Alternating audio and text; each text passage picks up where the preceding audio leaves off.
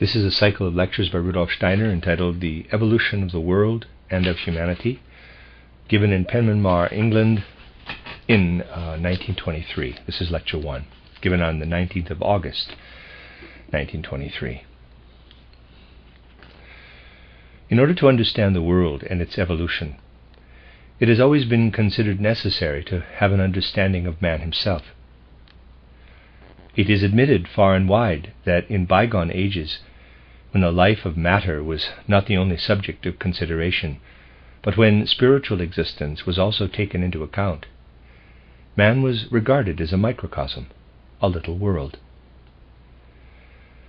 This was understood as meaning that man in his nature, in his activity, and in his whole attitude to the world, is a concentration of all the laws governing the cosmos, of all its activities, and of its whole being.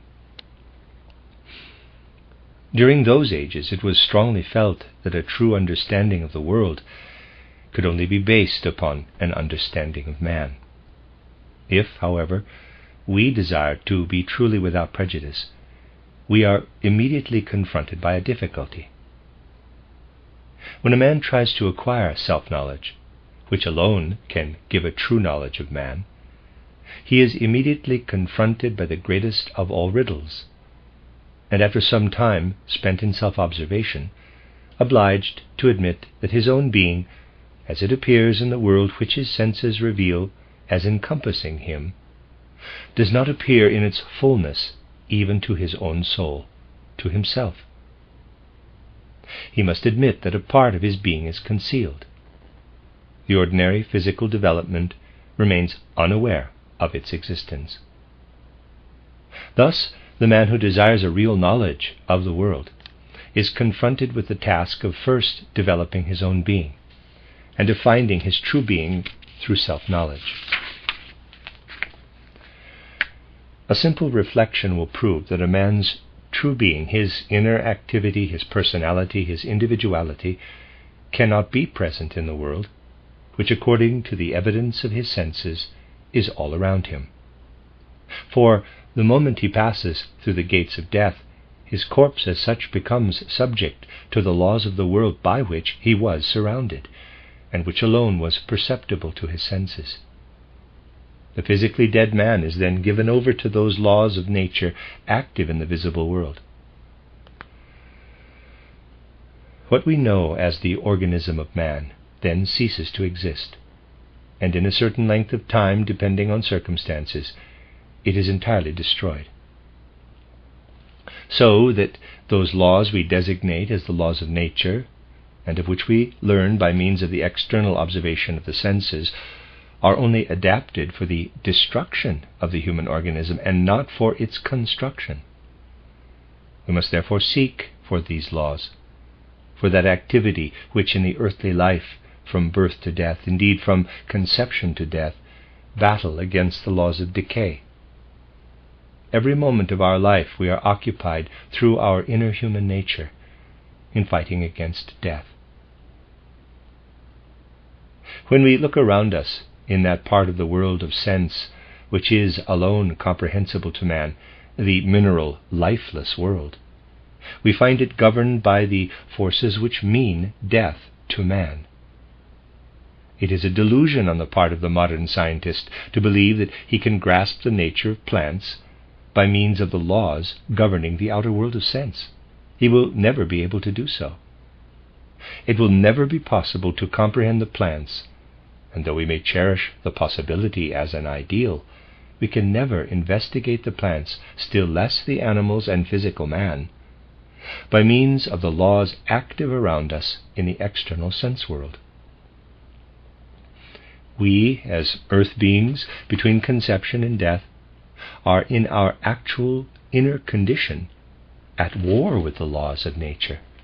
If we really wish to rise to human self-knowledge, we must investigate that activity in the human being which wars against death. Indeed, if we wish thoroughly to investigate the nature of man, which investigation is to be the subject of these lectures, it is necessary to show how man, through his evolution on earth, finally reaches the point when his inner activities, as far as this earth life is concerned, are put an end to by death. Death gains the victory over the hidden battling forces. This is just mentioned to show those present the trend of these lectures, for the truth of what I am stating will only be proved in the course of several lectures. We may therefore begin by indicating, by means of a plain, unprejudiced consideration of the human being, where we must look for the real nature of man, his personality, his individuality. These must be sought not in the realm of the nature forces, but outside them. There is, however, another signpost, for I prefer at first only to give indications, and that is that while we live as earth men, we live for the moment. If we are sufficiently unprejudiced, it is easy to see all that is implied in this assertion. When we see, when we hear, when we perceive by means of our senses, we are living for the moment. Neither the past nor the future can make any impression on our eyes or ears, or on any other of our senses. We live for the moment, and consequently in space. What would become of man, however, if he were only devoted to the moment, only devoted to space? External observation of nature furnishes us with ample proof that man cannot remain man in the full sense of the word if he only lives for the moment and in space. The external history of the illness of many a man is proof of this. There are well-investigated cases of persons who at a given moment of their lives lost all recollection of what had taken place before, and lived only for the moment. During that time, they did the most foolish things.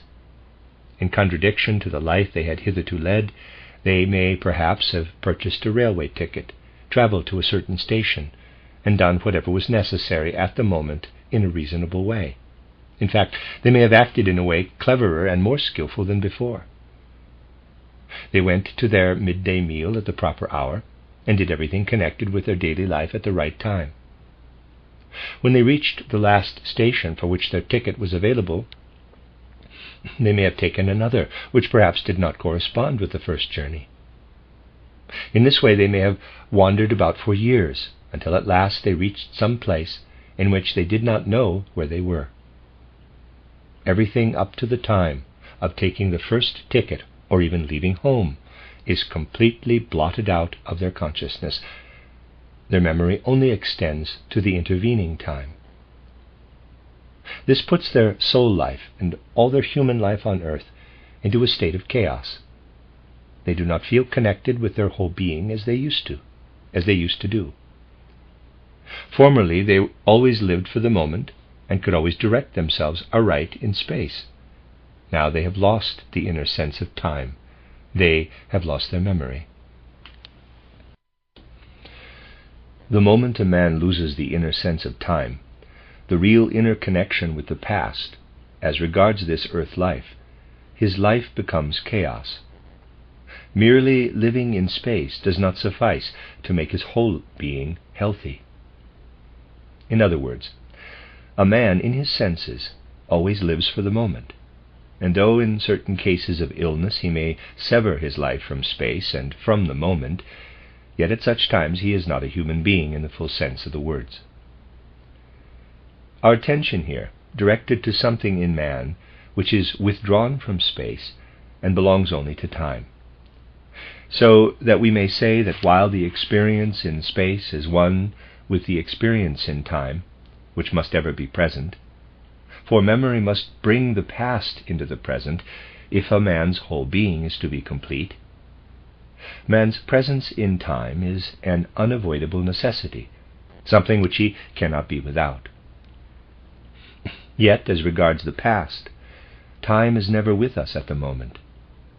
In order to experience time, a man must bring it into the present. There must, therefore, be in man forces for the preservation of the past, forces which do not come from space, and which cannot, therefore, be regarded as laws of nature active in space, for they are outside space. These are the signposts pointing to the fact that if, in seeking knowledge of the universe, we take man as the central point of study, and thus start from a knowledge of self, it is above all necessary to look into oneself for what constitutes man a being in the life of space, that life which is the only one of which the senses can speak. A man must therefore appeal to forces of knowledge in himself, not connected with the senses, or with his perception in space, if he wishes to realize his own being. Particularly at the present time in man's evolution, when natural science in so very significant a way points to the laws of space, the real being of man, for reasons which will be made clear in the course of these lectures, is on the whole lost to human observation. It is therefore specially necessary at the present time to indicate those inner experiences which, as has been shown, lead man out of space into time, and carry his bygone experiences into the immediate present. Taking this as a point of departure, a man can, as we shall see, enter the spiritual world. In all ages, the knowledge which led over from the sensible into the supersensible has been known as the knowledge gained by initiation, the knowledge of that which makes the human being the actual ego being, and which is the active part of the personality, of the individuality. This initiation knowledge, insofar as it is accessible to man today, is what I have to speak of in these lectures. In the light of this knowledge, the evolution of the world and of man shall be considered here in the past, present, and future. I must, in the first place, describe how this initiation knowledge can now be acquired. It differs very considerably from the initiation knowledge of the past. Even the way such subjects are discussed today is different. By the initiation knowledge of bygone times, a few teachers of mankind worked their way through to a vision of the supersensible in world and man. Those pupils who had received in their feeling a pure human impression of what existed in such teaching concerning the supersensible attached themselves to those teachers. They did not accept compulsorily that which was conveyed to them. Rather, was it that the personality of the teachers produced a sense of authority. Throughout the whole evolution of humanity, down to the present time, we are always told that the individual pupil had to bow to the authority of a teacher, a guru. In this, as in many other points to be discussed in the course of these lectures, initiation knowledge cannot now follow the same path as it did in the past. The guru never hinted at the means by which he himself attained his own knowledge, and there was never at any time a question of making known to the public the methods by which higher knowledge can be acquired. This was solely communicated in the mystery schools, which in those olden times were the high schools on the way to the supersensible. That method would now no longer be possible in face of the consciousness which humanity has, at the present historical time, generally acquired. Anyone speaking of supersensible knowledge at the present day is naturally obliged to begin by stating the means by which such knowledge can be gained.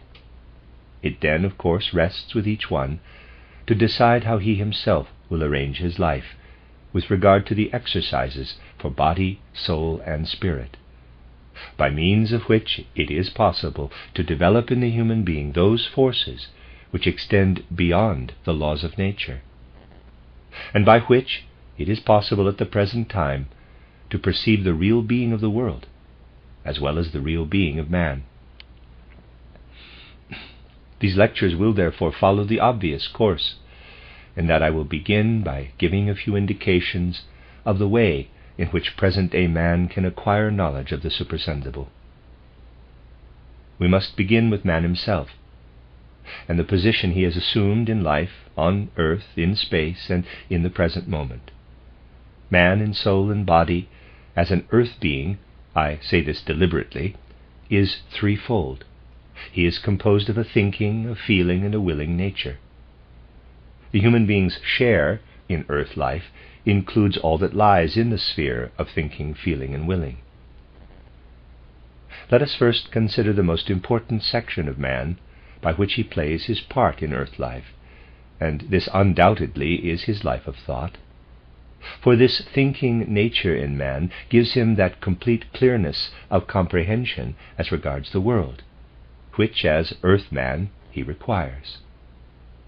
Compared with enlightened thought, feeling is but dim and indefinite, and those profound depths in man's nature from which the will wells up are at present quite unfathomable as far as ordinary observation is concerned.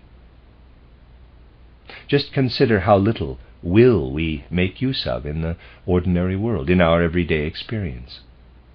For instance, suppose you decide to move a chair from one place to another. First you form the thought of moving it. Then in your mind you see the act accomplished.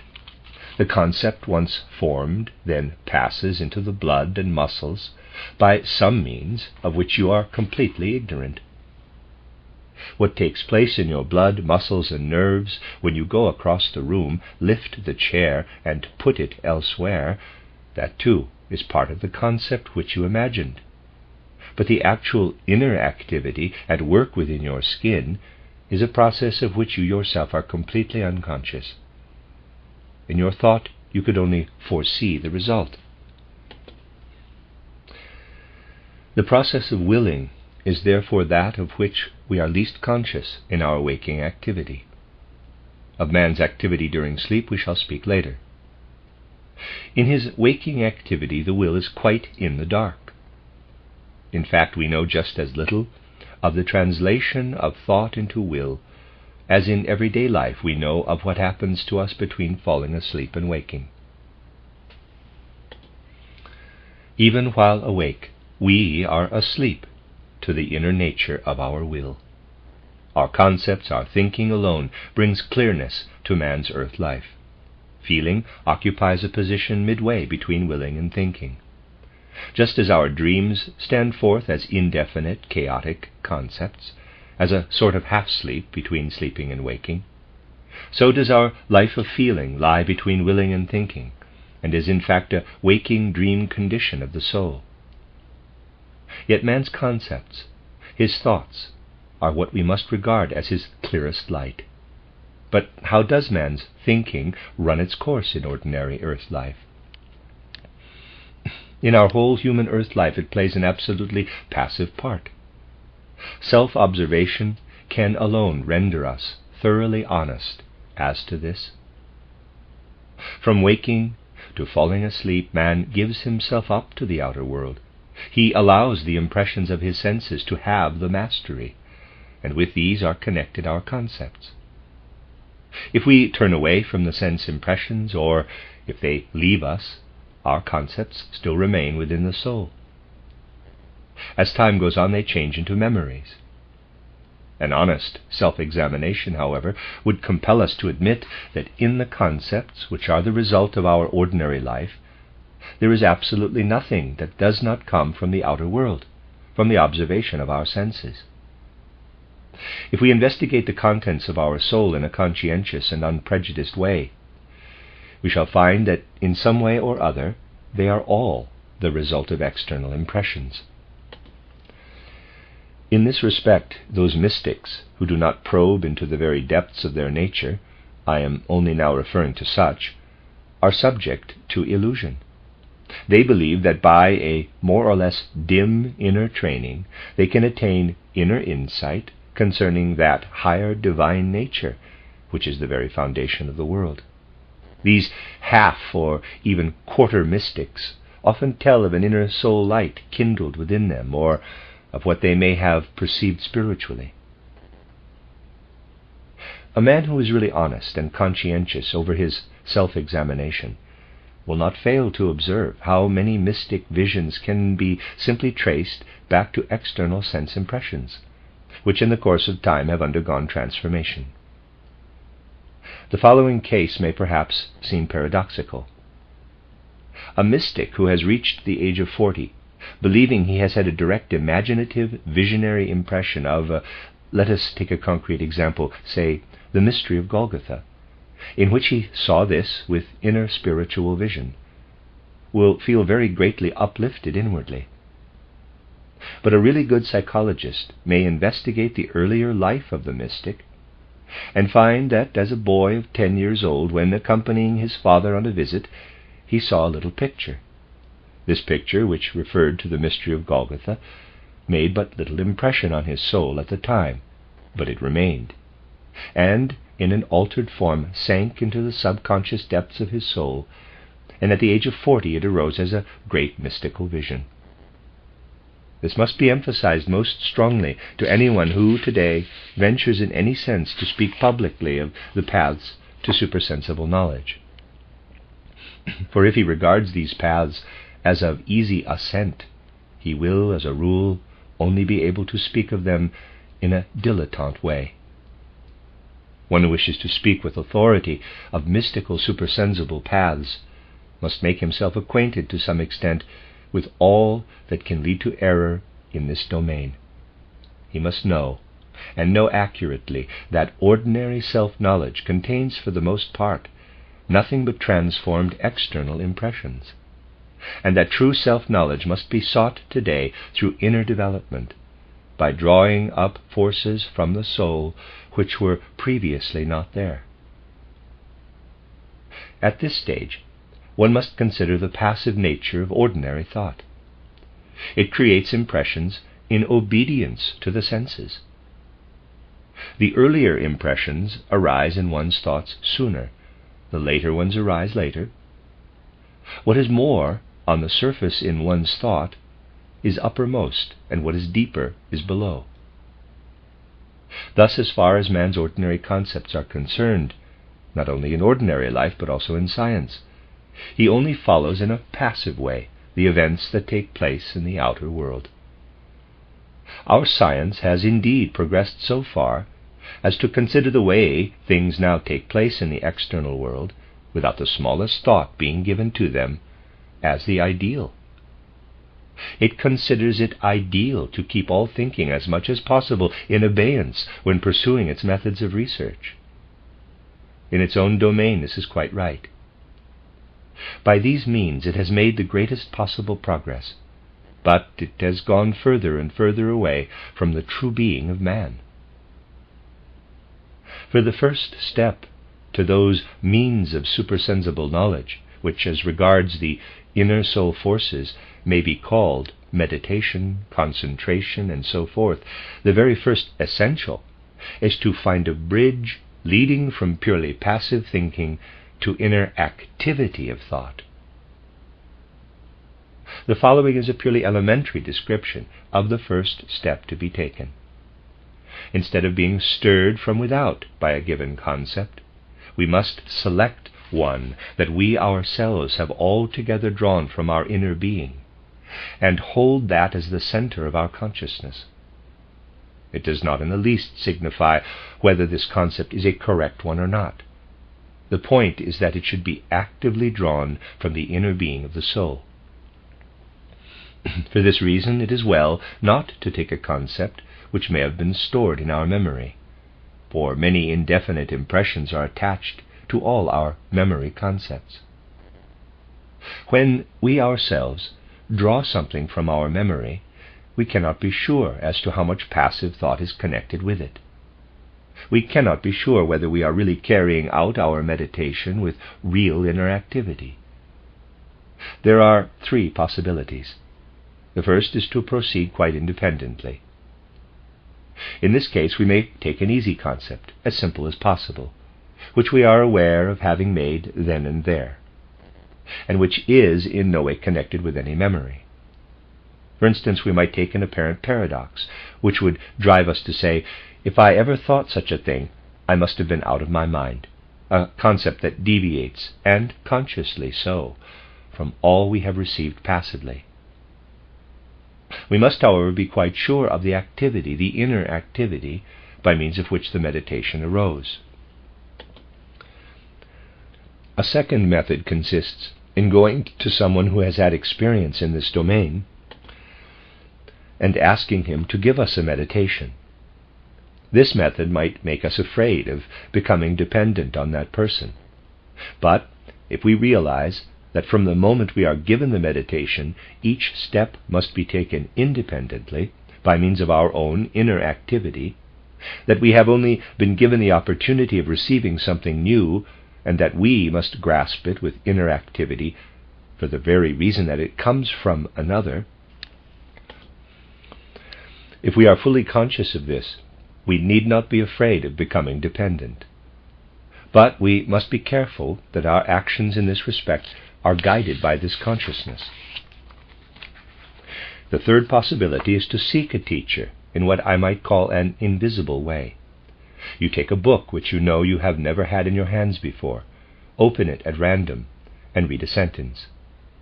In this way you can be quite sure of getting a perfectly new sentence which you must proceed to master by your own inner activity. You make this sentence the subject of your meditation, or else perhaps you may take a figure or diagram found in like manner, which you can be quite sure you have not seen before. That is the third method. By means of this, one can create a teacher for oneself out of nothingness. The circumstance of having come upon the book and read it, and allowing the sentence or figure or diagram to come to one, is one's teacher. Thus it really is possible at the present time to find a way into the higher worlds, along which, and this is essential for the man of today, we can be sure that no other power can wrongfully interfere in the activity of thought we exercise therein. In the course of these lectures, we shall see that what man needs, particularly if he wishes to evolve into a higher world, is a proper regard and value of his free and independent will. If we do not prize our free will, how are we to develop inner activity at all? The moment a man is dependent on another, his will is fettered. The whole point of a meditation today is that it should be accomplished by our own inner activity, by using our will in thinking. That will which is so little valued in passive external thinking, particularly by the science of today. In this way we develop active inner thinking. The rapidity of a man's development depends entirely upon the nature of the man himself. One man may attain it in 3 weeks, if he keeps on diligently working at his exercises, preferably using the same ones. Another may take 5 years, another 7 years, another 19 years, and so on. The essential thing is never to let one's energy diminish, but constantly to seek the transition to this activity of thought. There does come a time when we really do acquire a different sort of thinking, which does not, as does ordinary thinking, consist in a series of passive pictures, but is quite active inwardly, and is a force of which we know, while experiencing it clearly, that it is similar to that used when we raise our arm or point our finger. We become acquainted with a kind of thinking in which we feel we are the force bearers of our own individual human being, a kind of thinking which, I am not speaking figuratively, but uttering a concrete and actual truth, a thinking which is capable of coming into collision with and of striking us with the force of a blow. We know that cannot happen with ordinary thinking. If I run against a wall and give myself a knock, my physical body is hurt, my sense of touch receives a jar. My sense of touch exists through the circumstance that my physical body offers resistance today. I can strike out. The ordinary passive thinking does not strike out. It only pictures the state of being struck. It is no reality. It is but imagery. The thinking attained in the manner described is reality. It is something in which we live. It knocks up against us as the finger strikes against the wall. And just as we know that one cannot press one's finger through all parts of the wall, so do we also know that we cannot with this real thinking pierce through in every direction.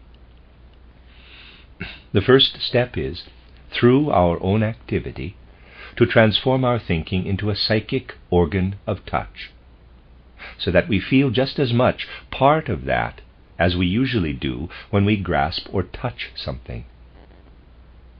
We become aware that we are part of a living being, not as is the case in ordinary thinking, which only presents images. We are living in something real, in a psychic organ of touch, and this we ourselves as human beings then wholly become. That is the first step to be taken.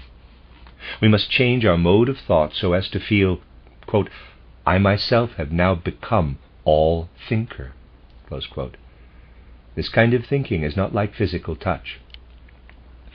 Our arms are part of ourselves, and when we are grown up, our arms are fully grown too. But this thinking that has become active is more like a snail. It can put out its feelers and draw them in again. We then form part of a very strong and forceful being, yet that being is inwardly mobile. It can go forward or draw back and is in constant inner activity. We can extend our lengthened organs of touch into the spiritual world, as we shall presently hear. We can feel around with them or draw them back when we are spiritually hurt. This is something which must be taken seriously by one who desires to penetrate to the true being of man, the transformation of man into a completely different being. For we cannot contemplate man as he really is unless we realize the possibility of perceiving in man himself something very different from what he presents to the view of the earthly senses. What is thus developed through the activity of thought is the first supersensible member of man. It will be described later.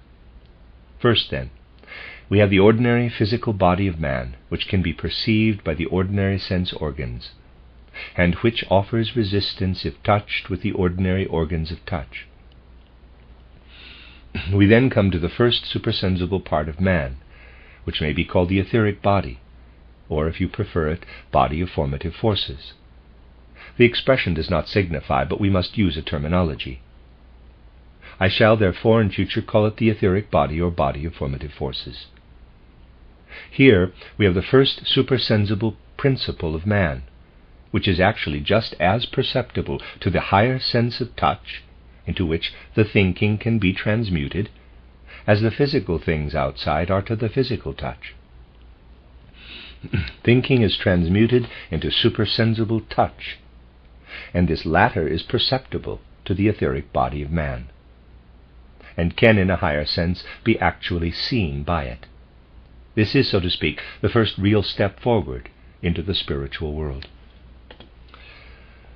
The very way in which I have endeavored to present the experiences of the thinker when he passes into the inner force reality will have drawn your attention to the very small importance which, compared with that experience, need be attached to remarks made inferring that a person who enters the spiritual world by such means probably gives way to some fancy or other, or is subject to self-suggestion.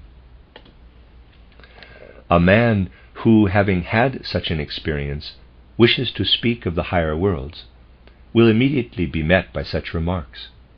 It will be said that he is only reproducing the pictures called forth by his own auto-suggestion. People may quote the fact that if a man has constantly drunk lemonade, the taste of it is so strongly present in his mouth that he may feel the so-called physiological phenomenon of his saliva tasting like lemonade. Self-suggestions as powerful as this are known to exist. All this is certainly true, and a man who enters the spiritual world by means of one of the three correct methods described here should make himself thoroughly acquainted with the results attained by psychology through its scientific methods. I would, however, suggest to a person who implies that one may drink lemonade by self-suggestion that although that may be possible, I should like to meet the person whose thirst was quenched by this imaginary self-suggested lemonade. Here comes in the difference between a passive picture and something actually experienced. Through his whole association with the spiritual world, a man can, by active transmutation of his thinking, enter that world in a purely spiritual condition, so that his thinking is transmuted into a sense of touch. Of course, this does not mean that we touch a table or a chair, but we learn to touch in the spiritual world. We enter into real relation with it. By means of this activity, we learn to distinguish between a mystical, fanciful autosuggestion and experience of spiritual reality. Such objections are only raised because people have not yet really investigated the methods described by the modern science of initiation, and only judge of these from outside, having perhaps only heard them mentioned or learned of them in a quite external, superficial way. Anyone entering the spiritual world by the methods described above, having attained the power of touch, will know how to distinguish whether he merely imagined his experiences while exercising active thought, or whether he actually perceived by means of it. Even in ordinary life we can distinguish the difference between awkwardly burning our fingers in a flame and picturing the event afterward. There is a lively difference. The one experience really hurts, while the other does not. In a higher domain, the same difference exists between what we may imagine concerning the higher worlds and what is really experienced therein. Now, the first thing a man experiences in this way is true self-knowledge. For just as in life a momentary cognition will reveal the table and the chair standing before me, the Penmaenmawr lecture hall in all its beauty, with the clock that does not go, just as all this stands before us in our external dream life, and is for the moment perceptible to us, so to that thinking that has really become active in the world of time, the world of time of our own human self is present to us. Our past experiences, which can usually only be called into our consciousness in picture form, then present themselves as a tableau in which what is long since past lives in the present. Just as persons who have had a shock through being in danger of death by drowning sometimes see, as admitted even by materialistically minded men, a psychic picture of their life on earth, such a picture appears to the soul of one who has rendered his thinking active. It begins from the time in his earth life when he first began to think, and continues to the present time. Time becomes space. That which was the past becomes the present. A picture is before him, the characteristic of which is, I shall speak of this again in tomorrow's lecture, that because it resembles a picture, he still has a sort of sensation of space. But this is only a feeling for the space thus experienced. Let me read that again. But this is only a feeling, for the space thus experienced lacks the third dimension. He no longer experiences a third dimension, only space in 2 dimensions, so that he perceives pictorially. That is the reason I call this cognition imaginative cognition, for it works as does painting, in 2 dimensions only. It is a pictorial cognition working in 2 dimensions. You may wonder, if I stand there and experience 2 dimensions, what happens if I go on and once more experience in 3 dimensions? There is no difference between them. The experience of the 3rd dimension falls away altogether. I shall later on have occasion to speak of the fact that in our age, because we are no longer conscious of these things, people try to find the 4th dimension, thinking thereby to enter the realm of the spiritual. The truth is that when we advance from the physical into the spiritual, instead of discovering a 4th dimension, the third falls away. We must accustom ourselves to recognize the reality in this domain, even as we have learned to recognize it in other domains. People once believed the earth to be flat, and they thought that if they went on and on, a point would be reached where the world ended.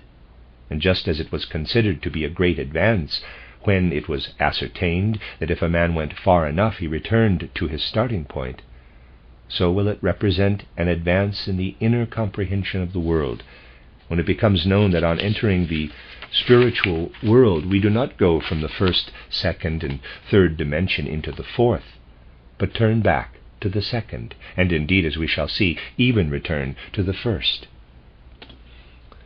That is a truth. According to the external conception of the world prevalent in our time, which reckons numerically in a quite external way, as there is a first, second, and third dimension, there must necessarily be a fourth, but this is not the case here. One turns back to the second dimension, and the third disappears. The student then gains a true imaginative cognition, which at first appears in his own self as a life tableau, so that he surveys, at the present moment as it were, in mighty pictures, all that he went through inwardly during his earth life. There is something else which differs still more from mere memory. These memory pictures are of such a nature that we feel that what dwells in the memory chiefly comes from without, from the ideas we formed about the world, from the joy and sorrow we felt, from what we did to others and how they behaved to us. These are the principal impressions dwelling in the ordinary memory of ideas. For example, we may relive in our ordinary memory a meeting we had with someone when we were 10 years old. We can recollect how he came to us and what he did to us, whether good or bad, and so on. But in the life tableau, we relive our first view of the man and what we did to gain his love, what our impressions were. Thus, what we experience in this way has developed within us in an outgoing direction, whilst our ordinary memory reproduces what is developed within and comes from without. It may therefore be said that in the life tableau there dwells something which is, as it were, an experience in the immediate present, in which one thing does not occur after another in sequence, as in memory, but where events stand side by side in two-dimensional space. It is quite easy to distinguish this life tableau from the mere memory picture. Now, what is thereby attained is the increased inner activity, the active experiencing of one's own personality to a greater extent. That is the principal feature. We live more intensely. We develop with more intensity the forces radiating from our own personality. Having experienced this, we must now progress to a further stage, and this no one really likes to do. To this stage belongs what we might call the strongest possible inner self-denial. For what we experience in this tableau, when the earth life comes before the soul, gives us subjectively, even as regards what was painful in the past, a feeling of happiness. An immensely strong feeling of happiness is connected with this imaginative cognition. From this subjective feeling of happiness have proceeded all those religious ideals and descriptions, such, for instance, as Mahometanism. I'm going to spell that Mahometanism, Mahometanism, which describes a life beyond that of earth in radiant pictures. These all proceed from the experience in the imagination of this feeling of happiness. When the next step is to be taken, this feeling of happiness must at first be forgotten. It now becomes necessary, after having arbitrarily called forth the tableau of our own life by means of meditation and concentration of thought in the manner described, through the thinking having been made active, it now becomes necessary to drive that out of our consciousness with all the strength at our command. In ordinary life, it may be quite easy to drive all the content out of our consciousness. Those persons who go up for examinations complain greatly of everything being driven out of their consciousness which ought to be there. In fact, ordinary sleep consists really in nothing but the driving of everyday matter from our consciousness. This takes place unconsciously, however, for a person going up for examination certainly does not consciously drive out of his mind all the knowledge he has acquired. It occurs subconsciously. He does it because of his weakness, because of lack of power, and not being able to call on this power at the moment. This, however, is the very power that must be strengthened, and this elimination of the content of our consciousness must be accomplished before the next step can be taken in supersensible cognition. It may indeed easily occur that, having concentrated all his psychic forces on such a self-chosen content, and because of the feeling of happiness connected with the tableau, a man may be inclined to be satisfied with that and wish to retain it. But he must be strong enough, having acquired what he has striven for with such enhanced strength, to blot it all out again. This is more difficult to do than the blotting things out of one's ordinary consciousness to which I just referred. As you know, when the sense impressions are gradually withdrawn, when, by darkening the room, we prevent a person from seeing, and by keeping everything still, we prevent him from hearing, when all the daily impressions are suppressed, he falls asleep. This emptied consciousness, which usually brings about sleep, must be brought about at will.